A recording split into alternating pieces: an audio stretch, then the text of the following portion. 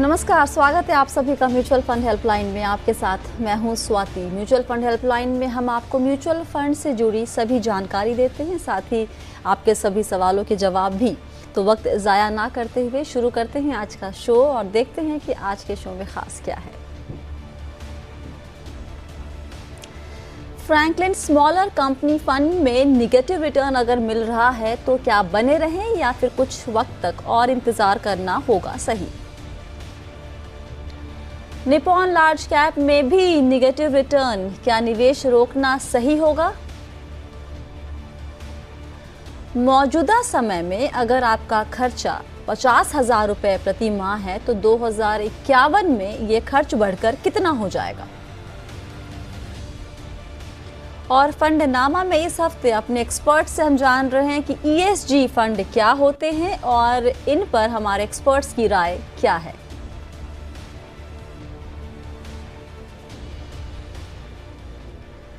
और आज शो में सवालों के जवाब देने के लिए हमारे साथ जुड़ गई हैं फिनफिक्स रिसर्च एंड एनालिटिक्स की फाउंडर और मैनेजिंग पार्टनर प्रबलीन वाजपेयी। प्रबलीन, बहुत बहुत स्वागत है, कैसी हैं? थैंक यू स्वाति, मैं ठीक हूँ। आई होप आप सब ठीक हैं। एकदम बढ़िया, सब एकदम अच्छे हैं हम लोग। चलिए सवाल जवाब का सिलसिला शुरू करते हैं। हमारे साथ जुड़ रहे हैं फोन लाइन पे गौरांग। गौरांग नमस्ते, कहाँ से बात कर रहे हैं? हाँ जी नमस्ते स्वाति जी, मैं वडोदरा से, गुजरात से बात कर रहा हूँ जी, बताइए। हाँ जी, मेरे 2-3 सवाल है। अभी मेरा करंट एज 30 ईयर है और मैं गवर्नमेंट में सर्विस कर रहा हूँ और मुझे around 10,000 per month mutual fund में SIP करना है। अच्छा। हाँ, तो उसके मेरे 2 गोल हैं। आफ्टर 18 ईयर्स चाइल्ड एजुकेशन के लिए अराउंड 1 करोड़ और रिटायरमेंट प्लानिंग आफ्टर 31 ईयर्स वो अराउंड 5 करोड़। अच्छा, तो उसके लिए मैंने आपको मेरे कुछ फंड्स के नाम भेजे हैं आपने। हाँ जी, हाँ जी। तो उस पे आपकी राय चाहिए। ओके। उसमें मैं कितना पर फंड, कितना उसमें कितने हजार, कितना परसेंट, कैसे उसको एलोकेट करें अपने निवेश को। जी, ओके। और दूसरा जो मेरा क्वेश्चन था कि अभी मेरा होम एक्सपेंस अराउंड 50,000 है। अच्छा। तो 2051 में जब मैं रिटायर होऊंगा तो अराउंड कितना होगा। Okay, very interesting question. और इसके अलावा हाँ जी, और NPS में मेरा 2019 से चालू है, जो 6,200 अराउंड मेरा एवरी मंथ कटता है। तो उसके हिसाब से मुझे 2051 में कितने पैसे मिलेंगे वो मुझे जानना था। ओके। और फ्रैंकलिन इंडिया स्मॉलर कंपनी में मैंने 1,20,000 through SIP every month around 6,000 invest किया था मैंने 2017 में।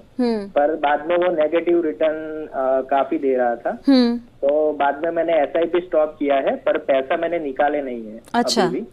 हाँ जी, और अभी अराउंड मेरा -0.30 है। पहले तो बहुत ज्यादा था पर अभी कम हुआ है, -0.30 हो गया है रिटर्न। तो उसमें बने रहना है या फिर निकल जाना है? हाँ जी, वो मुझे जानना था।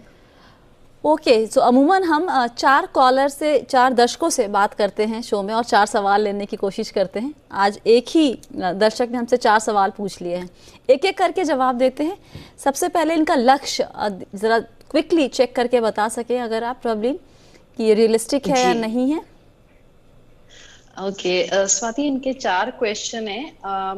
पहले तो इन्होंने ये बताया कि इनकी एक SIP 10,000 की ये करेंगे और उसका 18 इयर्स में इनको 1 करोड़ चाहिए और फिर उसके बाद अराउंड 30 इयर्स के बाद इनको 5 करोड़ चाहिए जी।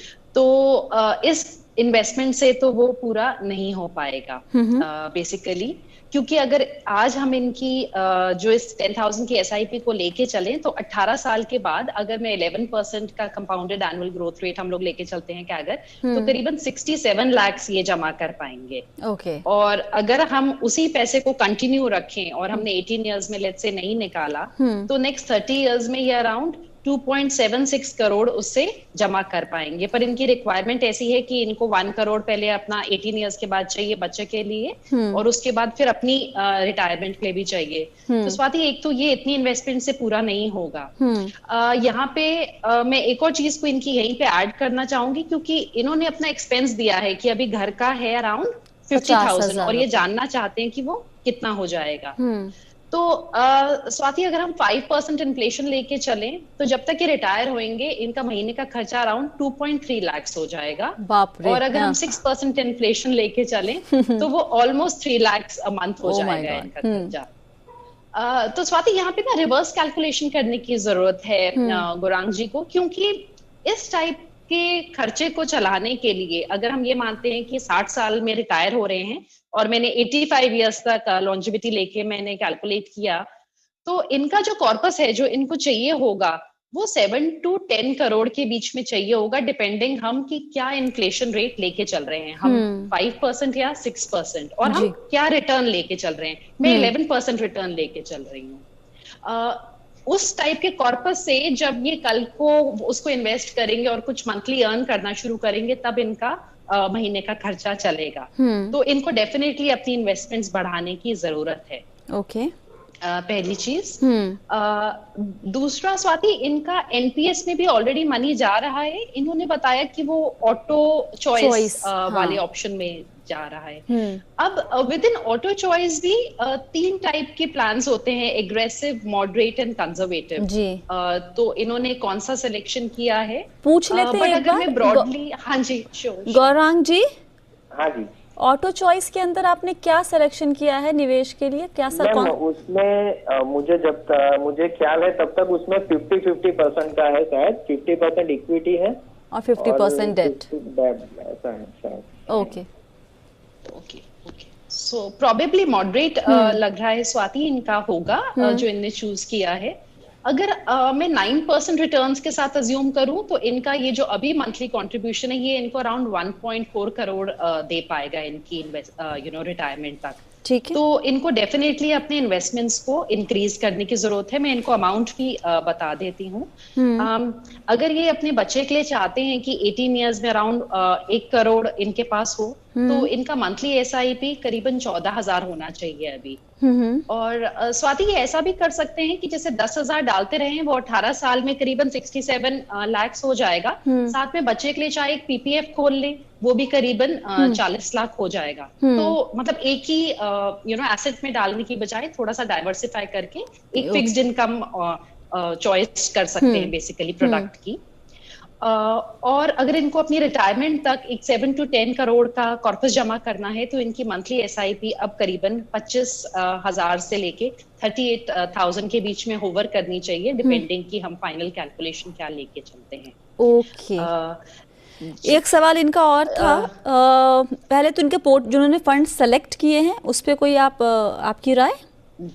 जी स्वाति इनने अराउंड 6 फंड्स अभी सेलेक्ट किए हैं। मैं इनको एक सजेशन दूंगी, इनका काफी अच्छा है जो एलोकेशन इनने इनफैक्ट अभी चूज किया है and I am very happy because इनने ग्लोबल फंड भी उसमें ऐड किया है जो नास्डैक 100 है।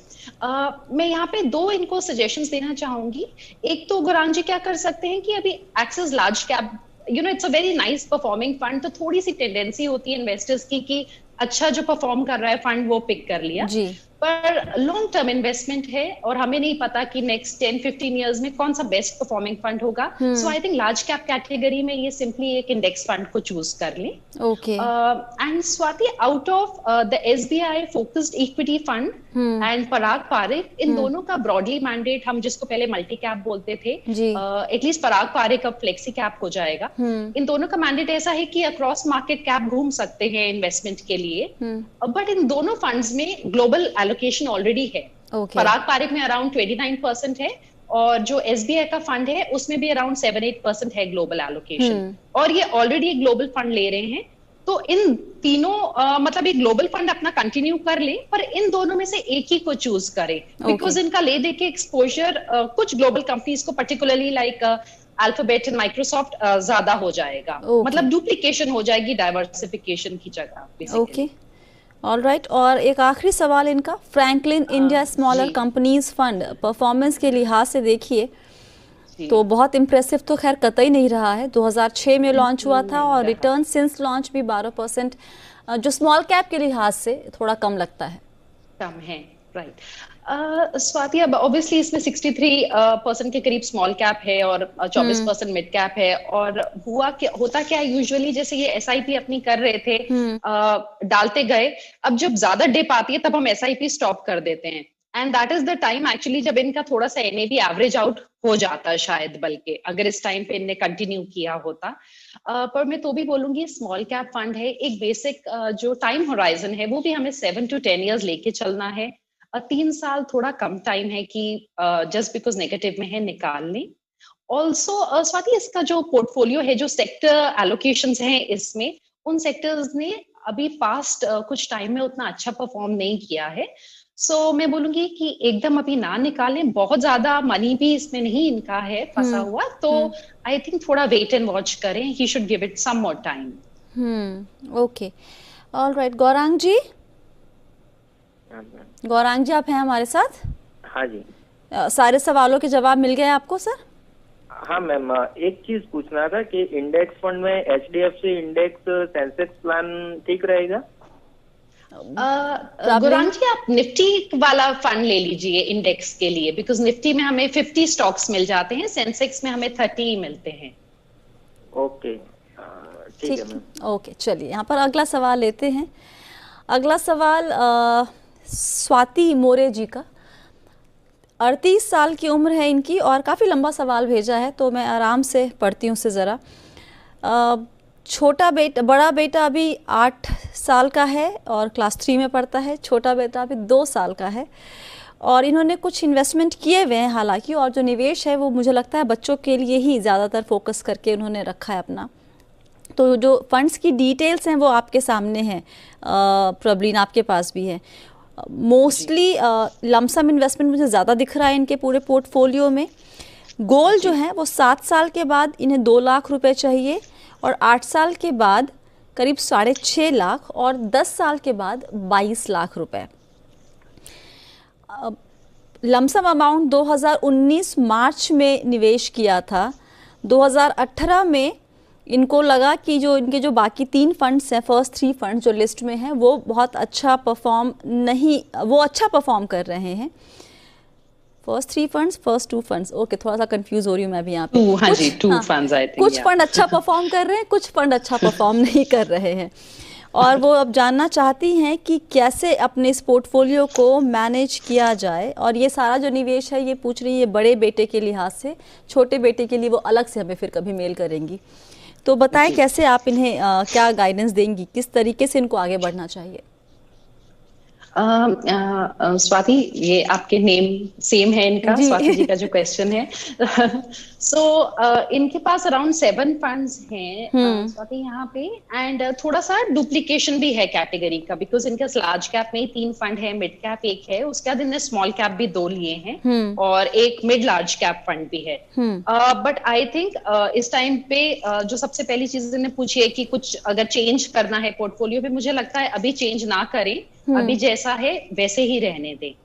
यहाँ पे इन्होंने अपने क्वेश्चन में एक और चीज मेंशन की थी, that she said that she is expecting at least 10% return every year. Swati, यहाँ पे आई थिंक बहुत इंपॉर्टेंट बात जो समझने की है वो ये है कि फिक्स्ड इनकम की तरह इक्विटीज तो ऐसे लीनियर फैशन में ऊपर जाती नहीं है, जहाँ पे हम जैसे हम पीपीएफ में डालते हैं, ईपीएफ में तो हम सालाना देखते हैं 8.5% की कंपाउंडिंग से आपकी इन्वेस्टमेंट्स बढ़ती चली जाती हैं। इक्विटीज में तो ऐसे नहीं होता, वो तो ऊपर नीचे जाके ही ग्रो होती हैं। तो थोड़ा सा यहाँ पे घबराएं ना, सबसे पहली चीज। दूसरा स्वाति, यहाँ पे ब्रॉडली एक ले पर्सन के लिए हम लोग क्या होता है, हम पुराने रिटर्न्स देखते हैं, उसके बेसिस पे कैलकुलेशन करके हमने इन्वेस्टमेंट कर लिया। मैं ये बोलूंगी कि थोड़ी सी एक्सपेक्टेशंस जो इनकी अपने रिटर्न्स की हैं वो भी थोड़ी ऑन द हायर साइड है। एक रूल 72 होता है, which is a very easy and a quick mechanism, जिससे हम ये देख सकते हैं कि हमारी इन्वेस्टमेंट कितने सालों में डबल होने वाली है। तो अगर हम लोग आज की तारीख में 9% रिटर्न, चलिए 10% सिंप्लीफिकेशन के लिए लेके चलते हैं, 10% का भी एक रिटर्न लेके चले, तो भी 7.2 इयर्स में इनकी इन्वेस्टमेंट्स पूरी डबल होंगी। एंड जो इनकी रिक्वायरमेंट है स्वाति, वो है 6 lakhs and then 2 lakhs and then 22 lakhs, which is thrice, मतलब इनको करीबन 30 लाख रुपए चाहिए। तो रिटर्न एक्सपेक्टेशंस भी थोड़ी ऑन द हायर साइड है, प्लस इक्विटी है, सो मुझे लगता है कि चेंज ना करें अपने पोर्टफोलियो में। एक मैं इनको छोटा सा यहाँ सजेशन देना चाहूंगी, अगर अपने मंथली जो सेविंग्स हैं उसमें से 2000 से लेके 5000 तक की ये आज एक SIP शुरू कर सकती हैं, तो वो कर लें। प्रोबेबली बैलेंस्ड एडवांटेज कैटेगरी में जो डायनेमिक एसेट एलोकेशन होता है, मुझे वो सही लग रहा है यहाँ पे। उससे स्वाति, ये अपनी जो 7th ईयर और 8th ईयर की रिक्वायरमेंट है इनकी ब्रॉडली पूरी हो सकती है। एंड अभी फिर हमारे पास जो ये अभी लमसम इन्वेस्टमेंट है, इसको थोड़ा और टाइम मिल जाएगा इनकी फाइनल जो लमसम की इन्वेस्टमेंट है, जो रिक्वायरमेंट है उसके लिए बेसिकली। ओके और निपॉन लार्ज कैप से भी आप कह रही हैं कि अभी उसको छूने की जरूरत नहीं है, हालांकि वो भी बहुत ही परफॉर्मेंस वाइज। मैं इसका यहाँ पे जी स्वाति, यहाँ पे मैं इसका रीजन थोड़ा सा बताती हूँ। जो रिलायंस इंडस्ट्रीज हैं, उसने बहुत सारे लार्ज कैप स्टॉक्स को पुल करके ऊपर खींचा है ऑब्वियसली। निपॉन में जैसे रिलायंस इंडस्ट्रीज थोड़ा अंडरवेट है, that is just one example that I am giving. So her fund की सी एक अलग तरीके से पोर्टफोलियो क्रिएट किया जाता है वो सारे large cap stocks he obviously, because it's large cap fund. पर कई बार आपके कुछ एलोकेशंस ऐसे होते हैं जहां पे इन अ सर्टेन टाइम पीरियड दूसरे फंड्स के कंपैरिजन में वो उतना अच्छा परफॉर्म ना कर रहा हो। बट यहाँ पे ना अभी अगेन उनका टाइम मुझे लगता है वो उनके लिए प्रेशियस है। एग्जिट ना करें लॉसेस में, कुछ भी बने रहें। साइकिल्स आते हैं, ऊपर नीचे होते हैं funds. I think she should stay put for the time being. चलिए, वक्त एक छोटे से ब्रेक का। ब्रेक के बाद हम कुछ और सवाल लेंगे और जवाब देने की कोशिश हम पूरी करेंगे। बने रहिए म्यूचुअल फंड हेल्पलाइन के साथ।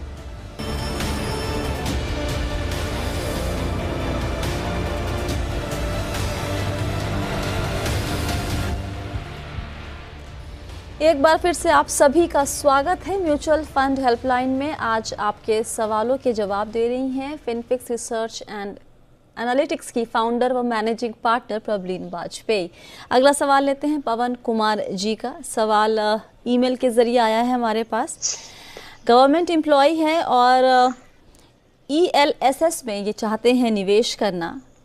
सवाल ये है कि क्या ये वक्त सही है इक्विटी लिंक सेविंग फंड में निवेश करने के लिए। साथ ही ये भी इन्होंने पूछा है कि मुझे इन्वेस्ट करने के बाद डिपार्टमेंट को दिखाने के लिए क्या प्रूफ मिलेगा और कौन सा फंड बेहतर है। पेटीएम मनी और ग्रो ऐप में से कौन सी ऐप बेस्ट है। तो पहली बात तो वक्त सही है या नहीं। वक्त कोई गलत नहीं होता है प्रबलीन निवेश शुरू करने का। जी, तो बताएं कि बेस्ट फंड कौन सा है ELSS में। यार स्वाति में लिखा है कि गवर्नमेंट एम्प्लॉय है, तो मैं अज्यूम कर रही हूँ कि इनका ऑलरेडी कुछ EPF PF वगैरह कटता होगा। सो मतलब अच्छा 1.5 लाख तक की लिमिट है, चाहे अब आप ELSS में डाल लें चाहे आप EPF में डाल लें। और तो एक तो सबसे पहले ये अपनी कैलकुलेशन जरूर कर लें कि इनको ELSS की एक्चुअली में जरूरत है और कितनी जरूरत है, उतना ही एलोकेशन करें, बिकॉज ये क्लोज्ड एंडेड होते हैं। तो अपनी एक बार उस हिसाब से प्लानिंग कर लें। दूसरा, क्योंकि इनको थोड़ी सी टाइमिंग की चिंता है, तो लेट से जो भी शॉर्टफॉल इनका पड़ रहा हो ATC में डिडक्शन के लिए, क्लेम करने के लिए, उतना एक गो में ना डालें। सो लेट से अगर 60,000 की जरूरत है जो शॉर्टफॉल है, तो 5,000 महीने की SIP कर लें। अगर पूरा 1.5 लाख ही डालना है तो फिर 12,500 की SIP कर लें। सो डेफिनेटली स्वाति मतलब SIP रूट चूज कर लें। उसके बाद इन्होंने बोला है कि इनको कुछ प्रूफ जो दिखाना होगा डिपार्टमेंट को, तो उसके लिए तो जो स्टेटमेंट आती है फंड हाउसेस से वो सफिशिएंट होती है। हर कोई अपनी स्टेटमेंट्स ही दिखाता है, वहां पे प्रोवाइड करता है। अब ये फर्स्ट टाइम इन्वेस्टर है म्यूचुअल फंड्स में या नहीं है, इनने कुछ लिखा नहीं है, बट इसलिए मैं थोड़ी सी यहाँ पे एक सलाह इनको देना चाहूंगी कि अगर फर्स्ट टाइम इक्विटीज में जा रहे हैं, तो अगर ELSS फंड भी उठाते हैं स्वाति, तो प्रेफरेबली ऐसे फंड्स उठाएं जिनका थोड़ा सा लार्ज कैप का कंपोनेंट ज्यादा हो।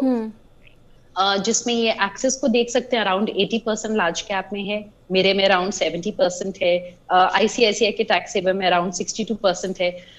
थोड़ा सा ज्यादा स्टेबिलिटी रहेगी लार्ज कैप फंड में, specially if he is a first time investor. अगर बाकी इन्वेस्टमेंट्स पहले कर चुके हैं देन तो वो अपना कॉल ले सकते हैं। बट अभी उन फंड्स में जिनमें मिड या स्मॉल कैप एलोकेशन है ज्यादा, उनको अवॉइड करें ELSS के लिए। और ऐसा क्यों? अगर ये पहले के अगर नए निवेशक नहीं है तो क्या mid cap small cap focused oriented ELSS में निवेश करना सही होगा?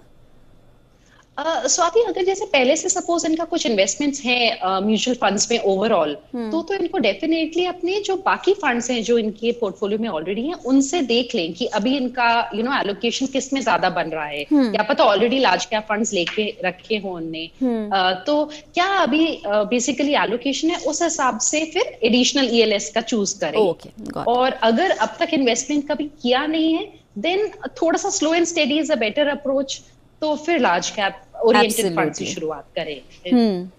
और क्योंकि ये डायरेक्टली निवेश करने वाले चीज जानना चाहते हैं हाँ, क्योंकि डायरेक्ट आई थिंक ये किसी ब्रोकर या एडवाइजर के थ्रू नहीं जा रहे हैं, तो बहुत सारे तमाम तरह के ऐप्स अवेलेबल है आजकल जिसके जरिए निवेश कर सकते हैं। आपकी प्रेफरेंस क्या होती है? स्वाति, अगर डायरेक्ट ही जाना है तो फिर मैं तो बोलती हूँ कि सीधा फंड हाउस के वेबसाइट पे जाके डायरेक्ट इन्वेस्टमेंट भी कर सकते हैं, अगर मतलब इस तरीके का चॉइस का उनको डिलेमा है।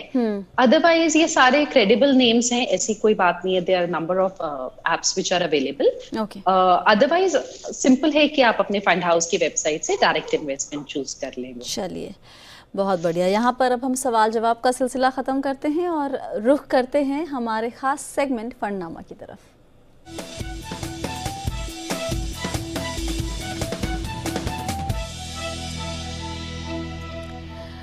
और इस हफ्ते हम फंडनामा में बात कर रहे हैं ईएसजी फंड्स के ऊपर कि आखिर ये है क्या। ये नाम एकाएक आपको बहुत ज़्यादा सुनने को मिला होगा और पिछले 2-3 महीनों में इनफैक्ट इस साल 4 या 5 ईएसजी फंड्स लॉन्च हुए हैं। एक्सिस ने भी कर लिया है लॉन्च, आईसीआईसीआई, मिरे सब ने लॉन्च किया है अपना ESG fund. Why all of a sudden, इसका एक तो पहले डेफिनेशन बता दें कि ईएसजी क्या है और ये एकाएक क्यों थीम इतनी ज़्यादा खबरों में आ गई है। राइट स्वाति, तो जब हम नॉर्मली कोई भी म्यूचुअल फंड का पोर्टफोलियो बनता है तो स्टॉक्स को जब सिलेक्ट किया जाता है तो उनके फाइनेंशियल्स देख के सिलेक्ट किया जाता है कि कितना प्रॉफिट है और कितना डेट है, इस टाइप के रेशियोज को देखा जाता है। जबकि जब हम ESG की बात करते हैं तो हम 3 एडिशनल फैक्टर्स यहाँ पे इंक्लूड करते हैं। The first is environment, second है social and third is governance. यानी कि उस कंपनी का एनवायरमेंट पे क्या असर है, उसकी गवर्नेंस स्टैंडर्ड्स कैसे हैं और सोशली वो कैसे परफॉर्म करती है, जैसे कि कहीं चाइल्ड लेबर वगैरह तो नहीं है या जेंडर डिस्क्रिमिनेशन तो नहीं है। तो इन 3 एडिशनल फैक्टर्स को इंक्लूड करके चला जाता है जब हम ESG कंप्लायंट कंपनीज की बात करते हैं। एंड कुछ एजेंसीज हैं, कंपनीज हैं जो डिफरेंट कंपनीज को ESG के स्कोर्स देती हैं। सो जैसे जो कंपनी लेट्स से टोबैको में डील कर रही है, वेपन्स में डील कर रही है, उसका ESG स्कोर कम होगा। या फिर बहुत पोल्यूशन कॉज करती है।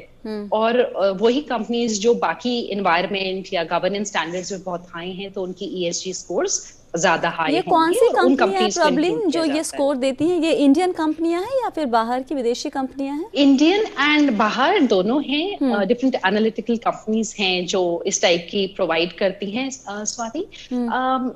बट यहाँ पे मैं एक चीज बोलना चाहूंगी, ये जो कॉन्सेप्ट है ESG का, ये बेसिकली वेस्ट से आया है। एंड अभी हमने इस साल इन लास्ट ईयर यूएस में, यूरोप में, विच आर वेरी ह्यूज इनके इन्फ्लोज आए हैं ESG कंप्लायंट कंपनीज में। बट एक चीज जो डिफरेंस है स्वाति वहां की कंपनीज और इंडिया में, कि वहां पे obviously a lot of top companies are also उनके ऑलरेडी ESG में या वो एनवायरमेंट को लेके या गवर्नेंस स्टैंडर्ड्स को लेके ऑलरेडी बहुत हाईली परफॉर्म कर ही रहे थे। जैसे माइक्रोसॉफ्ट है, वो वाटर सॉल्यूशंस हो गए, जैसे कि रिसाइकलिंग हो गई या उनका ग्रीन हाउस जो इम्पैक्ट है, इन चीजों पे ऑलरेडी काफी मैसिवली काम कर रहे हैं। और भारत में ये काफी नया, ये कॉन्सेप्ट भी बहुत नया है। क्विकली एक लाइन में, प्रॉब्लम वक्त नहीं है हमारे पास, आपकी राय में निवेशकों को क्या इसमें इस वक्त निवेश करना चाहिए या फिर थोड़ा इंतजार करने के बाद इसको ट्राई करें?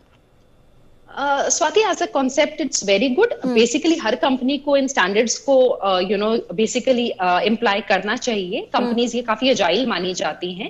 इंडिया में ESG कंपनीज का यूनिवर्स थोड़ा छोटा हो जाता है। जैसे हमारे पास निफ्टी 100 है, जो निफ्टी 100 ESG कंपनीज हैं वो 88 कंपनीज ही हैं इस टाइम पे।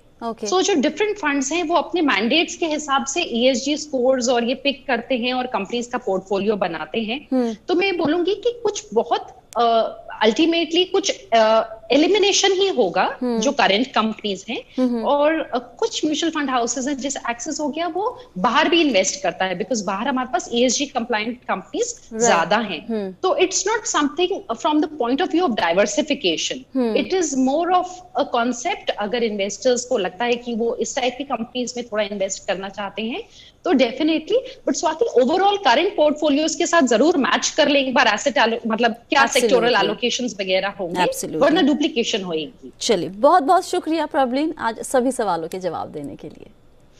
Thank you Swati. और हमें आपके सवालों का इंतज़ार रहता है। सवाल आपको जहां भी भेजने हैं वो सब डिटेल्स आपकी स्क्रीन पर रहती है। सवाल जब भी भेजते हैं तो अपना नाम और नंबर ज़रूर लिखिए ताकि आपसे हम बात कर सकें। फिलहाल के लिए म्यूचुअल फंड हेल्पलाइन में इतना ही। बने रहिए जी बिजनेस के साथ। नमस्कार।